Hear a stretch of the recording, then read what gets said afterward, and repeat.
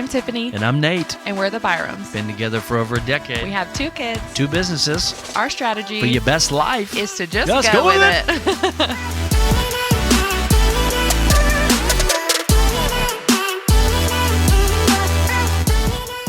So I did a little research this morning before we are recording together. Shocking. You'll find this very interesting and very alarming as well. But you do a Google search for divorces, marriages in our country. This is what pulls up. I mean, a lot pulls up, actually. There's, pages and pages and pages and millions of hits of articles. It was pretty crazy to see. 45% of all marriages end in divorce. That's the current rate in our country. It's down from 50%, which I think that study was done sometime in the 80s. I believe it's down. That's what I was going to say. Why do you think it's down? Well, I think it's down because I don't think they're tracking the data anymore because marriage is not a very popular thing. But 2, I think, honestly, I just think the amount of people that have gotten married is going down. Not as many people are getting married. Every 36 seconds in our country, a couple divorces. Yep. So we've had a couple divorce in the time that we just started. Average age for divorce is 30 years old. That's me and you, babe. Mm-hmm. Wow. The average marriage ends within 8 years. But then ultimately, majority of those end by year 10, which is also us. We are about to celebrate 9 years of marriage. Average person spends 2 years married, but thinking about getting divorced. 2 years. That one's hard for me. That's a long time. Yeah. 60% of marriages end between the married age of 20 and 25. Which was us. We were 22. I had just turned 22. And this one is just, they say, you show me who your friends are, I'll show you, who you are and where you're going, right? 75% of people are more likely to say yes to divorce if friends and the people they hang out with around them are divorced or currently going through a divorce. Man. So as soon as that seed is essentially sown into someone's mind, it is 75% more likely to appear. Man.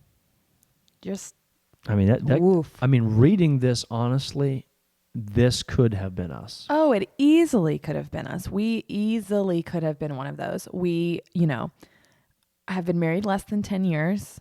We got married young.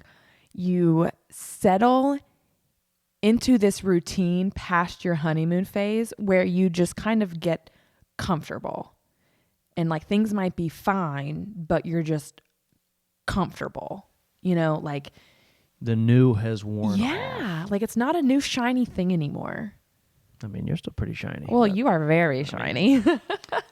I guess there's nothing against later down the road honeymoon phases, right? Yeah. I feel like, after the hard, I feel like a new honeymoon phase has appeared. Yeah. I very much feel the same. Thank the Lord. Yeah. Because there was a time, right past the honeymoon phase where things were not good. Yeah. They were not good. I remember there was a moment at the dinner table in our house in Chattanooga that was probably one of the worst conversations we'd ever had. It was a point where I was frustrated, you were stuck, and of course felt alone in your pain. And I was just frustrated because you were not doing what I wanted you to do. You weren't moving. You weren't not getting up, but you weren't meeting my needs. We did not have the relationship that we wanted or that I wanted. I did not know how to communicate with you. I just didn't understand, okay, 5 years in, after, 10 long days in Maui, originally. That's how we got started, Yeah. How we had found ourselves in this moment where it seemed like things had gotten worse. After years of trying, desperation, just hard, nitty-gritty conversations, anger, resentment had set in. This was a culmination of a lot.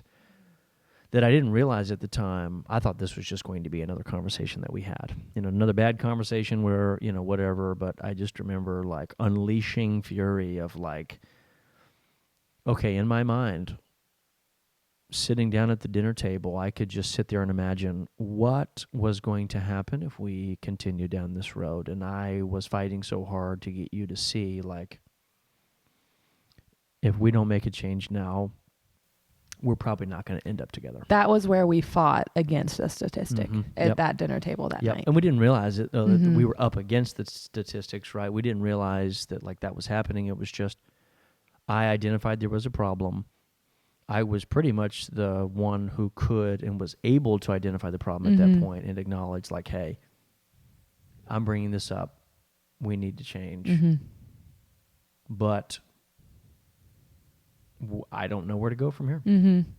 And I know, I mean, even after reading this, I mean, that's a very familiar place.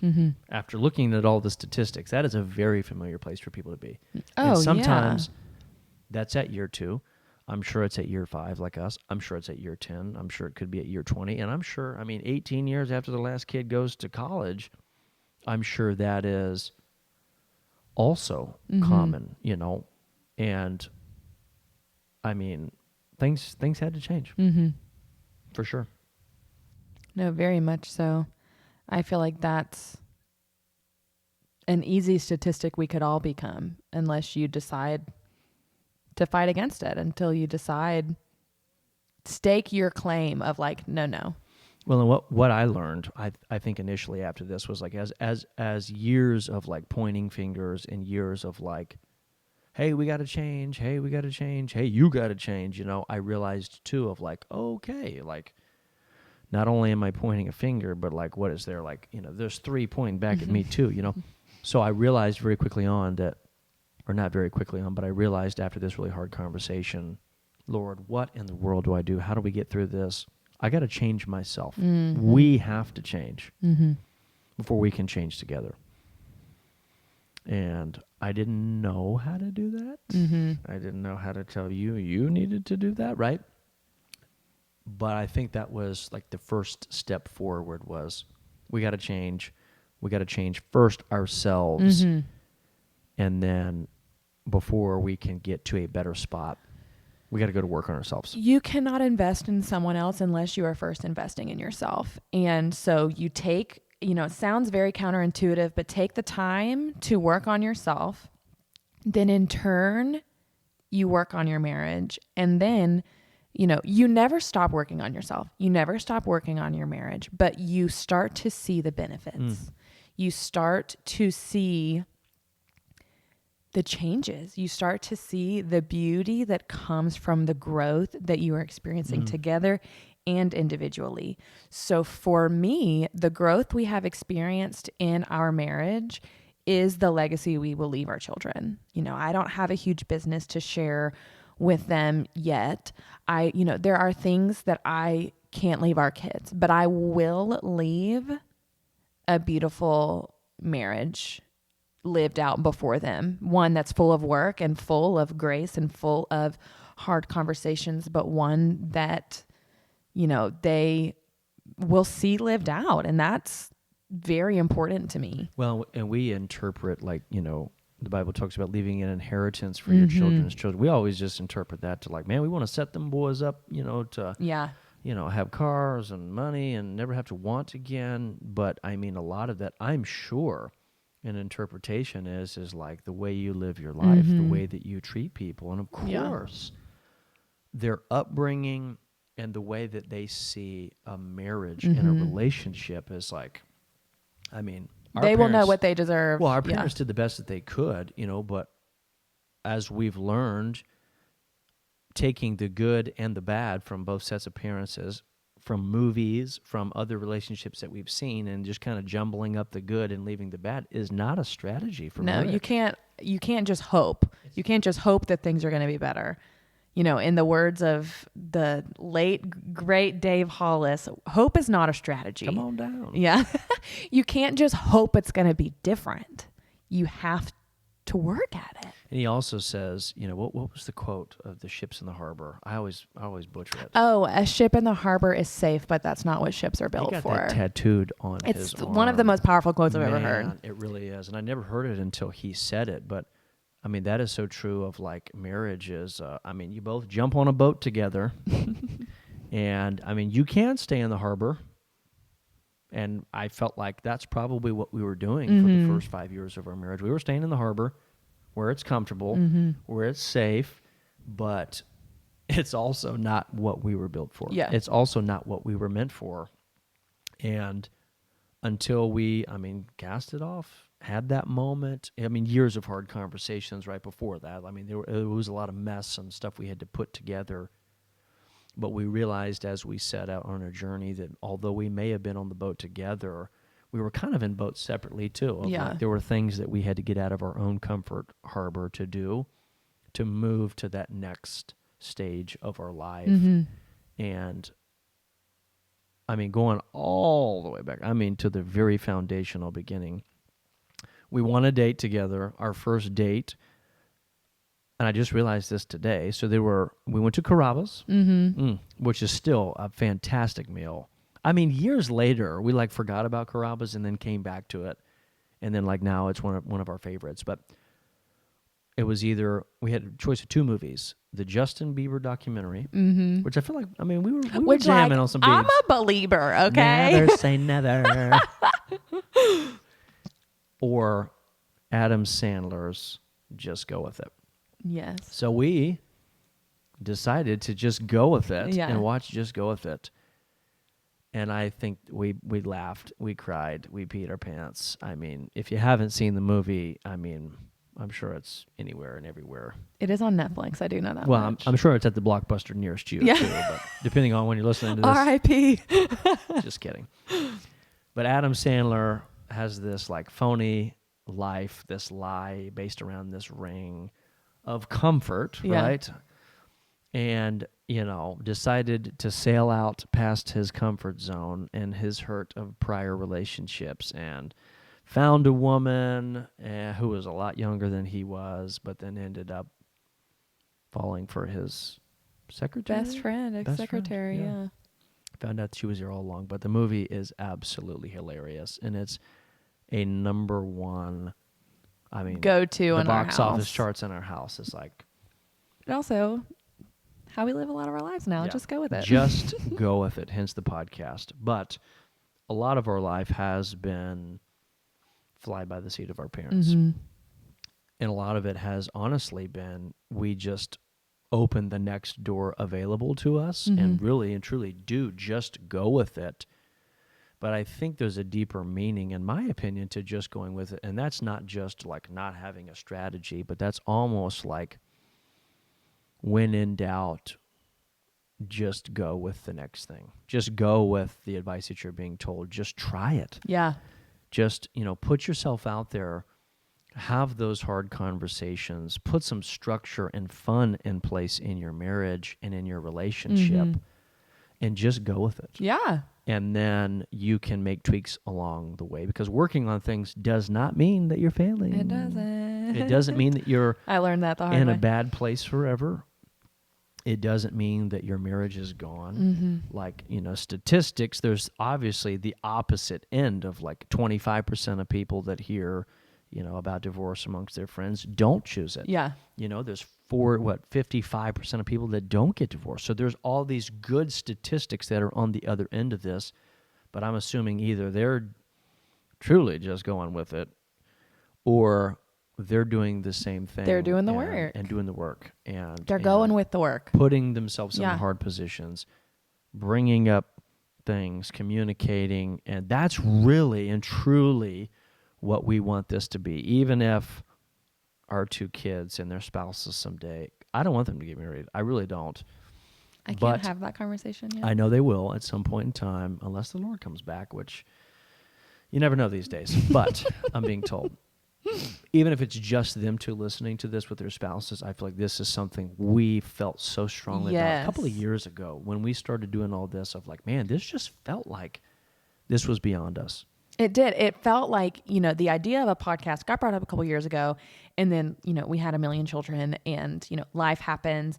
We only have two, but they're 13 months apart and they're toddlers. So it feels like a million. 2 million. But it was something that, again, recently, started stirring again of okay, I feel like this work that we have done and are continue to doing is important. It's important work, not just for the four walls of our house. And there's a large part of people that are smack dab in the middle of those statistics that we talked about of man, this is real. Yeah. This is an epidemic more than COVID. Oh, right? absolutely. And we are on the other side of some of those hard conversations. So I am very much if I have gone through what I have gone through in my life to help someone else, then I want to use that. And that's what I feel like this podcast is for us and our marriage and moving forward is just kind of us paving a roadmap for a great marriage that you can be proud of. Yep, I agree. Yep. And it's hard. It is. It's messy. It is. I'll be the Debbie Downer here to say it hasn't all been sunshine and roses, but we are on the other side of not hard because there's still hard days, there's still hard weeks, there's still hard conversations. But we're on the other side of some of these statistics, and I feel like it just is a burning desire to reach through the camera and the microphone to just say, no matter where you are, no matter who you're with, no matter where you see yourself at this present time, through this sailing out of the harbor to a new place, it is the best thing, the thing that I truly with you am most proud of. That's what I was going to say is you can go from being scared you're going to be one of those statistics to your marriage being your most prized possession you are most proud of. And that is possible. That's the intention with a marriage. It's we don't have to necessarily worry that we're not on the same team or we're not going to end up together. We are here. And I feel like we've now tapped into this special piece. Super level. Where I mean, man, it's sure it's hard, but it's worth it. Yeah. I mean, I'm scrolling through the Insta today, and Gary V, my man, was just kind of great things don't come easy. And I don't want things that just come easy. And people, when they hear hard, they tend to shy away from it. I tended to shy away from it, but I have never, I've never been more proud. Just go with the hard. Just go with the messy, because you also get to just go with it through some pretty amazing sex. I mean, you went there. I did. Sorry. It was 5-10 minutes, and I just I always go back there. But some pretty amazing communications, some pretty amazing memories, some pretty amazing work together. That's just nothing I've ever seen in a movie. Yeah. With Adam Sandler, of course, or any other person. I've never seen a movie. I've never read about this. I've never seen a relationship as deep like this. And I didn't know. Yeah. No offense to you don't know anyone. what you don't know. You don't.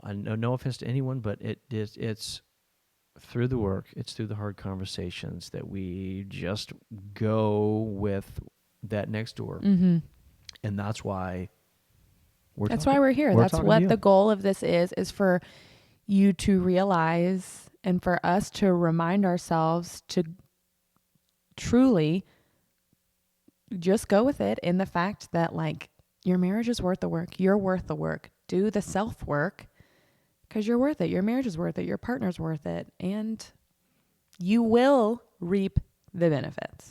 Come on down.